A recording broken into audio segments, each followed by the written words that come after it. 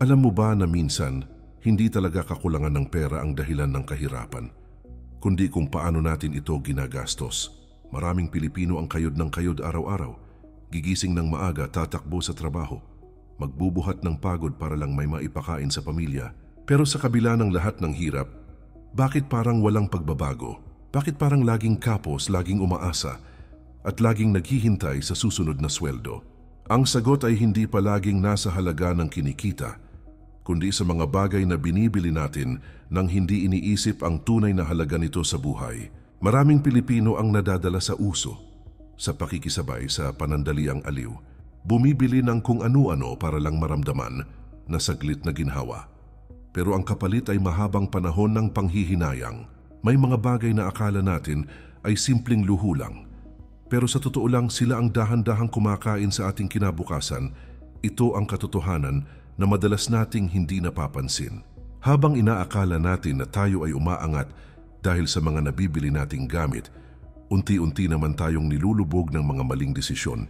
At sa huli tayo rin ang nagdurusa dahil hindi natin namamalayang tayo na mismo ang dahilan kung bakit nananatiling mahirap ang ating buhay. Sa video na ito, pag-uusapan natin ang 7 bagay na madalas binibili ng mga Pilipino na sa halip na makatulong, lalo lang nagpapahirap. Ang mga bagay na ito ay tila walang masama sa paningin, ngunit kung susuriin mo ng malalim, sila ang mga tahimik na dahilan kung bakit maraming Pilipino ang hindi umaasenso kahit gaano pa kasipag. Bago tayo magsimula, iniimbitahan kita na mag-subscribe sa ating channel para lagi kang updated sa mga bagong videos na aking gagawin at sama-sama tayong umunlad sa buhay. Kung handa ka nang alamin kung ano ang mga bagay na madalas nating binibili na unti-unting sumisira sa ating pinansyal na kalayaan, huminga ka ng malalim at maghanda dahil baka isa o dalawa sa mga ito ay palagi mo ring ginagawa ng hindi mo namamalayan. Number 1. Mamahaling gamit na pampaangat ng imahe. Maraming Pilipino ang nadadala ng maling paniniwala na ang pagkakaroon ng mamahaling gamit ay tanda ng tagumpay. Kapag may bagong labas na cellphone, sapatos o bag, marami ang nagmamadaling bumili kahit hindi naman kailangan. Para bang ang bawat bagong bili ay simbolo ng pag-asenso kahit sa likod nito ay mga pautang at abot hanggang leeg na bayarin. Ito ang ugat ng kulturang tinatawag na pagpapakitang gilas o pakikisabay sa uso. Ang problema rito, hindi napapansin ng marami na sa bawat bili ng mga mamahaling bagay, may katumbas itong kabawasan sa kinabukasan. Ang perang sana ay pangpuhunan sa maliit na negosyo o pang-ipon para sa emergency ay napupunta lang sa mga gamit na mabilis mawala ang halaga. At kapag may dumating na pangangailangan, doon marirealize na ang mga ginastos ay hindi nakatulong kundi lalong nagpalubog sa utang. May mga Pilipino rin na bumibili ng mga branded na bagay hindi dahil kailangan, kundi dahil gusto nilang maramdaman na kabilang sila sa mataas na antas ng lipunan. Pero ang katotohanan, ang tunay na dangal ay hindi nasusukat sa tatak ng sapatos o sa presyo ng relo. Ang tunay na dangal ay nasa disiplina ng tao kung paano niya pinahahalagahan ang bawat sentimong pinaghirapan niya. Kung iisipin, walang masama sa pagbili ng maganda o dekalidad na gamit kung ito ay pinaghandaan at hindi magdudulot ng utang. Ang masama ay kapag inuuna ang luho kaysa sa pangangailangan. Maraming Pilipino ang nalululong sa ideyang kailangang may bago palagi, kaya sa bawat sweldo ay nauubos agad ang pera sa mga bagay na walang pangmatagalang halaga. Ang tunay na karangyaan ay hindi makikita sa kung ano ang suot mo, kundi sa kung gaano ka kapanatag sa buhay. Ang taong hindi kailangang ipakita ang yaman ay siya talagang may yaman sa kalooban. Kung gusto mong tunay na umasenso, unahin mong pagyamanin ang isip, disiplina at kakayahan bago ang panlabas na anyo. Dahil ang ganda ng buhay ay hindi kailangang ipakita sa mata ng iba, kundi maramdaman sa sarili mong kapayapaan. Number 2. Madalas na pagkain sa labas at pag-order online. Isa sa mga tahimik na dahilan kung bakit maraming Pilipino ang hindi makaipon ay ang madalas na pagkain sa labas o pag-order ng pagkain online. Sa una parang maliit lang na gastos. Isang order ng milk tea, isang fast food meal o isang delivery fee na tila walang halaga. Pero kapag pinagsama-sama mo sa loob ng isang buwan, mapapansin mong malaki na pala ang nawawala sa pera mo. Ito ang uri ng gastusin na hindi agad nakikita ang bigat pero unti-unting kumakain sa iyong budget. Maraming Pilipino ang gumagawa nito bilang reward sa sarili pagkatapos ng mahirap na araw, at totoo naman minsan ay karapat-dapat tayong magpahinga at magpakasaya. Ngunit kapag ito ay naging habit, nagiging dahilan ito ng walang katapusang pagkapos. Imbes na magluto ng pagkain sa bahay na mas mura at mas masustansya, mas pinipili ng iba ang mabilis at convenient na pagkain kahit mas mahal. Ang resulta, mas madalas na paggastos at mas kakaunting natitira para sa ipon. Ang mas malala pa, dahil sa ginhawang dala ng delivery apps, marami ang nakakalimutang magdisiplina sa sarili. Isang pindot lang sa cellphone, may pagkain na agad. Pero kasabay ng bawat order ay mga patong na singil, delivery charge at tip. Ang perang dapat sana ay naiipon ay napupunta sa mga dagdag gastos na hindi naman talaga kailangan. Dito nasisira ang kontrol at nawawala ang balanse sa paggastos. Hindi masamang kumain sa labas paminsan-minsan, pero dapat ito ay may limitasyon. Ang bawat labis na gastos sa convenience ay katumbas ng isang pagkakataon na nawala para mag-ipon o mag-invest. Sa halip na araw-araw na milk tea o fast food, bakit hindi subukang magluto sa bahay? Bukod sa matitipid mo ang pera, mas matututunan mo ring pahalagahan ang bawat sentimong pinaghirapan mo. Ang disiplina sa pagkain ay hindi lang tungkol sa kalusugan, kundi pati na rin sa pinansyal na kalagayan. Kapag natutunan mong kontrolin ang maliit na tukso ng paggastos sa pagkain, madali mo na ring makokontrol ang mas malalaking gastusin. Tandaan, ang simpleng desisyon na magluto kaysa umorder ay isang hakbang patungo sa mas matatag na kinabukasan. Number 3. Gadget at teknolohiyang binibili kahit hindi kailangan. Isa sa mga kahinaan ng maraming Pilipino ay ang pagiging mabilis maengganyo sa bagong teknolohiya. Kapag may lumabas na bagong modelo ng cellphone, laptop o earphones, agad itong gustong bilhin kahit maayos pa ang gamit na meron. Madalas ay dahil sa kaisipang gusto ring makasabay sa uso o ipakita sa iba na hindi nahuhuli. Pero sa totoo lang, ang ganitong gawi ay isa sa mga pinakamabilis na paraan para maubos ang perang pinaghirapan. Ang teknolohiya ay dapat nakasangkapan para sa kaginhawaan, hindi dahilan ng pagkapit sa utang. Kapag inuuna mo ang pagbili ng gadget na hindi naman kailangan, parang ikaw na rin ang nagtatali sa sarili mo sa walang katapusang bayarin. Marami ang bumibili gamit ang hulugan o installment na walang malinaw na plano kung paano babayaran. Sa una ay masaya, pero sa dulo ay bigat ng interes at stress ang kapalit. May mga Pilipinong nagsasabing reward nila sa sarili ang pagbili ng mamahaling gadget. Ngunit kung ito ay magdudulot ng problema sa pera, ang reward ay nagiging parusa. Hindi mo kailangang bumili ng bago para maging produktibo. Ang tunay na katalinuhan ay nasa paggamit ng kung ano ang mayroon ka, hindi sa dami ng binibili mo. Ang taong marunong maghintay at magtiis ay mas nakakaipon kaysa sa taong laging nadadala ng tukso. Ang masakit na katotohanan, maraming Pilipino ang mas nag-i-invest sa mga bagay na mabilis maluma kaysa sa mga bagay na pwedeng magpayaman. Halimbawa, imbes na bumili ng bagong cellphone taon-taon, pwedeng ipunin ang perang iyon para sa maliit na negosyo o pang-emergency fund. Pero dahil sa kulturang gusto ng instant gratification, mas nauuna ang luho kaysa sa pangmatagalang layunin. Kung gusto mong tunay na umasenso, matutong sukatin ang halaga ng isang bagay hindi sa presyo nito, kundi sa pakinabang na naibibigay. Ang gadget ay dapat maglingkod sa tao, hindi kabaligtaran. Kapag natutunan mong pigilan ang tukso ng pagbili ng mga bagay na hindi kailangan, unti-unti mong mapapansin na dumarami ang perang natitira at dahan-dahang gumagaan ang buhay mo. Number 4. Luho sa damit at pabango na panandaliang aliw lang. Isa sa mga paboritong paggastusan ng maraming Pilipino ay ang pagbili ng mga bagong damit, sapatos at pabango. Madalas ay sinasabing kailangan ito para sa trabaho, okasyon o presentasyon ng sarili. Pero kung titingnan ng mabuti, marami ang bumibili hindi dahil kailangan, kundi dahil gusto lang makaramdam ng bago o mapansin ng iba. Sa una, masarap sa pakiramdam. Pero kapag dumating na ang singilan, doon mo marirealize na hindi pala iyon karapat-dapat unahin. Ang damit ay isang pangangailangan, pero kapag nauwi na ito sa pag-ubos ng pera para lang sa mga tatak o uso, nagiging luho na. Marami ang bumibili ng mamahaling brand kahit may mas mura namang may parehong kalidad. Ang problema ay hindi ang pagkakaroon ng maganda o maayos na forma, kundi ang labis na pagtuon sa panlabas na anyo kaysa sa kalagayan ng bulsa. Ang pagiging magara sa paningin ay walang halaga kung sa likod nito ay utang at panghihinayang. May mga Pilipinong nagsasabing nagbibigay ng kumpiyansa ang mamahaling damit o pabango at totoo yun sa ilang pagkakataon. Ngunit ang tunay na kumpiyansa ay hindi nabibili. Ito ay bunga ng pag-alam sa sarili, disiplina at paninindigan sa mga desisyong ginagawa sa buhay. Hindi mo kailangang gumastos ng malaki para respetuhin ng iba. Sapat na maging maayos, malinis at marangal sa paraan ng pamumuhay. Ang masakit, maraming Pilipino ang nasanay sa ideya na kailangan palaging may bago sa aparador para masabing maayos ang kalagayan. Pero habang inuuna ang forma, nakakalimutan ang laman ng pitaka.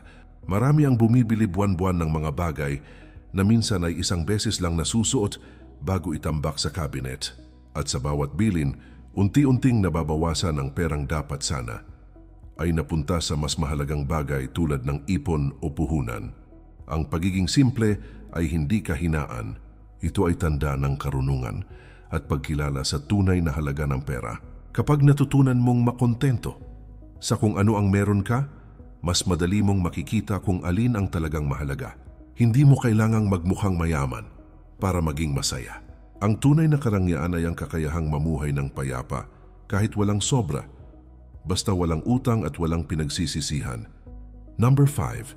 Bisyo at mga bagay na nagbibigay lang ng panandaliang ginhawa. Isa sa mga pinakamalaking butas ng pera ng maraming Pilipino ay ang bisyo. Kasama rito ang sigarilyo, alak, sugal at iba pang mga bagay na nagbibigay ng pansamantalang saya, ngunit may pangmatagalang epekto sa katawan, isipan at bulsa. Sa una ay tila walang masama. Isang yosi lang, isang tagay lang, isang taya lang. Pero sa paglipas ng panahon, ang mga maliit na gastusin na ito ay nagiging dahilan ng malaking kabawasan sa kinikita.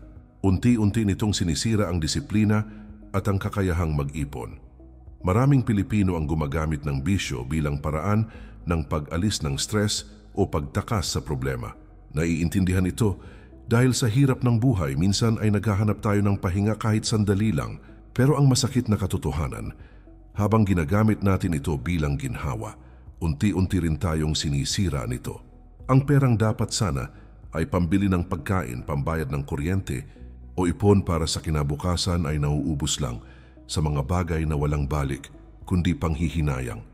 Hindi lang pera ang nawawala sa bisyo, kundi oras at kalusugan. Ang sigarilyo ay unti-unting sumisira sa katawan.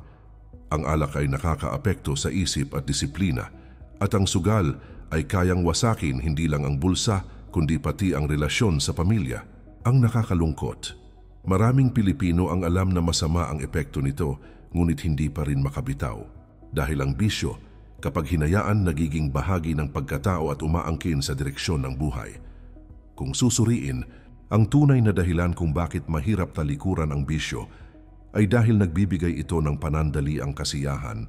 Ngunit iyon ang pinakamapanganib na uri ng saya. Dahil kapag nawala na ang epekto, mas malalim na problema ang kapalit. Kaya kung gusto mong umangat sa buhay, kailangan mong matutong kontrolin ang sarili. Ang disiplina ay hindi madali, pero ito ang simula ng pagbabago. Ang pinakamayamang tao ay hindi ang may pinakamaraming gamit, kundi ang may kakayahang pigilan ang sarili sa mga bagay na nakakasira. Kapag natutunan mong talikuran ng bisyo, mararamdaman mong mas lumalawak ang mundo mo, mas lumilinaw ang isip, mas humahaba ang pasensya, at mas tumatatag ang pagkatao. Ang bawat araw na hindi mo ginagastos sa bisyo ay isang araw na mas malapit ka sa tunay na kalayaan. Number 6. Mahal na gadget, accessories at paminsang luho sa teknolohiya. Maraming Pilipino ang hindi lang napapamahal sa gadgets, kundi pati sa mga accessories nito. Bagong earphones, protective case, power bank, smartwatch, o kahit mga add-ons sa computer at cellphone ay tila kailangan para kumpletuhin ang kagamitan. Sa una ay tila maliit na gastos lamang, ngunit kapag pinagsama-sama sa loob ng buwan, napakalaki rin ng kabuuang halaga na nawala sa bulsa.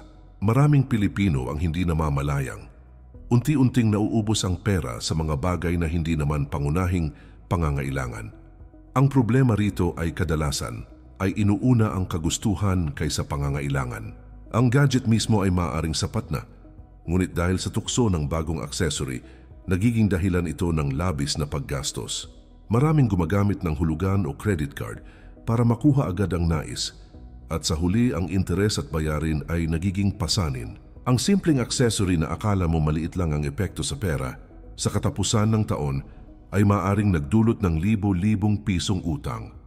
Marami rin ang iniisip na ang mga bagong accessories ay makakatulong sa pagiging produktibo o sa trabaho. Totoo, may ilan na may kapakinabangan pero kadalasan ay panandali ang aliw lamang o simbolo ng estado. Sa halip na makatulong sa pag-unlad, mas nauuna ang pagpapakita sa iba ng modernong kagamitan kaysa sa tunay na pangangailangan ng buhay. Ito ay tahimik na nagbubutas sa bulsa at unti-unting nagpapahirap sa kinabukasan. Ang disiplina sa paggastos ay mahalaga, lalo na sa teknolohiya. Hindi lahat ng bagong labas ay dapat bilhin. Ang matalinong Pilipino ay marunong magpasya kung alin ang talagang may silbi at alin lamang pansamantalang tukso. Sa ganitong paraan, mas napapanatili ang balanse sa pagitan ng kaginhawaan at responsibilidad sa pera. Kapag natutunan mong iwasan ang labis na paggastos sa gadget accessories, mararamdaman mo ang ginhawa sa bulsa at higit sa lahat sa isip. Ang bawat perang natitira ay maaring gamitin sa mas mahalagang bagay tulad ng ipon, pang-emergency o pamumuhunan. Ang simpleng hakbang na ito ay isang malaking hakbang patungo sa mas matatag at maayos na buhay. Number 7. Mabilis at walang patumanggang shopping online. Isa sa pinakabigat na pasanin sa pera ng maraming Pilipino ay ang ugali ng mabilis na online shopping. Isang click lang sa cellphone, may dumarating na pakete kinabukasan. Sa umpisa ay masaya at nakakaaliw, pero madalas ay hindi napapansin ang kabuuang halaga ng mga binibili. Maliit na item dito at doon ay nagiging malaking gastos sa katapusan ng buwan at unti-unti itong nagiging dahilan kung bakit walang natitira sa bulsa para sa mas mahahalagang bagay. Maraming Pilipino ang nadadala sa marketing ng mga online sellers, flash sale o promo na tila napakahalaga. Sa kabila ng kasabikan, madalas ay hindi naman talaga kailangan ang mga binibili. Ang pakiramdam ng pagkakaroon ng bago ay pansamantala lamang. Ngunit ang pera na nawala ay permanente ang epekto. Habang inuuna ang kagustuhan kaysa sa pangangailangan, unti-unti rin ang nadudurog na kinabukasan at disiplina sa pera.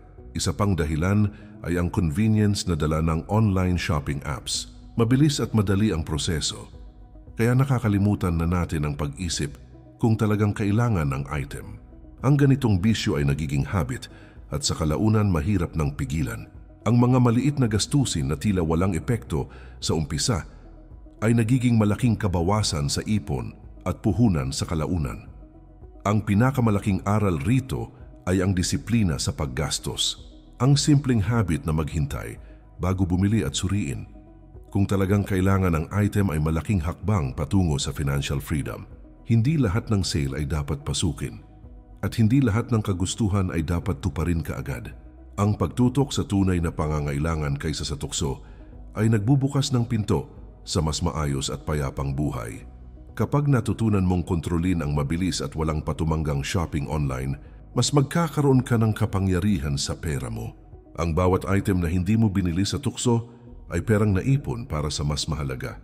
Ang simpleng hakbang na ito ay nagbibigay sa iyo ng mas malinaw na direksyon sa buhay, mas kaunting stress at mas maraming oportunidad na umasenso. Alam mo ba na ang mga simpleng bagay na madalas nating binibili ay maaring maging tahimik na dahilan kung bakit mahirap tayong umasenso? Maraming Pilipino ang araw-araw nagsusumikap pero tila palaging kulang ang pera at laging nauubos bago dumating ang susunod na sweldo. Sa video na ito, nakita natin ang 7 bagay na madalas nating binibili na sa halip na magpabuti ng buhay, lalo lang nagpapahirap. Mula sa mamahaling gamit at luho sa damit hanggang sa bisyo at mabilis na online shopping, lahat ng ito ay may kapangyarihang sirain ang ating pinaghirapan kung hindi natin bibigyan ng disiplina at tamang pagpapahalaga. Ang bawat numero na tinalakay natin ay hindi lamang listahan ng mga luho o pagkakamali sa paggastos, ito rin ay paalala na ang tunay na yaman ay hindi nasusukat sa kung ano ang nakikita ng iba, kundi sa kung paano natin pinapahalagahan ang pera at mga pagkakataong mayroon tayo. Ang paggastos ng matalino, pagtutok sa pangangailangan kaysa sa kagustuhan, at pag-iwas sa tukso ay hakbang patungo sa mas maayos na kinabukasan. Ang buhay ay hindi laging tungkol sa mabilis na kasiyahan kundi sa disiplina, tiyaga at tamang pagpapasya sa bawat sentimong pinaghirapan natin. Maraming Pilipino ang nakakaligtaan na ang maliit na gastusin araw-araw ay nagiging malaking problema sa hinaharap. Ang 7 bagay na ating tinalakay ay parang babala na nagbibigay ng pagkakataon para mag-isip at kumilos bago pa tuluyang maubos ang pera at oportunidad. Kung marunong tayong mamili at magdesisyon ng may tamang kaalaman, mas mapapangalagaan natin ang ating kinabukasan. Mas maiiwasan ang stress sa utang at mas magkakaroon tayo ng kapangyarihan sa sariling buhay. Ang pag-unlad ay hindi nakukuha sa paghabol sa uso o sa pagpapakita ng kayamanan sa iba. Ito ay nakukuha sa disiplina, sa tamang pagpapahalaga sa sarili at sa pera, at sa kakayahang magplano para sa hinaharap. Sa bawat desisyon na ginagawa natin ngayon, may epekto ito sa kinabukasan. Ang simpleng hakbang ng pagtigil sa mga bagay na nagpapahirap sa atin ay simula ng isang mas maayos at payapang buhay. Muli kaibigan, iniimbitahan kita na mag-subscribe sa ating channel para lagi kang updated sa mga bagong videos na aking gagawin at sama-sama tayong umunlad sa buhay. Samahan mo ako sa susunod na mga diskusyon at aral na makakatulong sa iyo na maging mas matalino sa pera, mas disiplinado sa buhay, at mas malakas sa pagharap sa anumang hamon. Ang bawat araw ay pagkakataon para magsimula muli at baguhin ang direksyon ng buhay mo patungo sa tunay na kasaganaan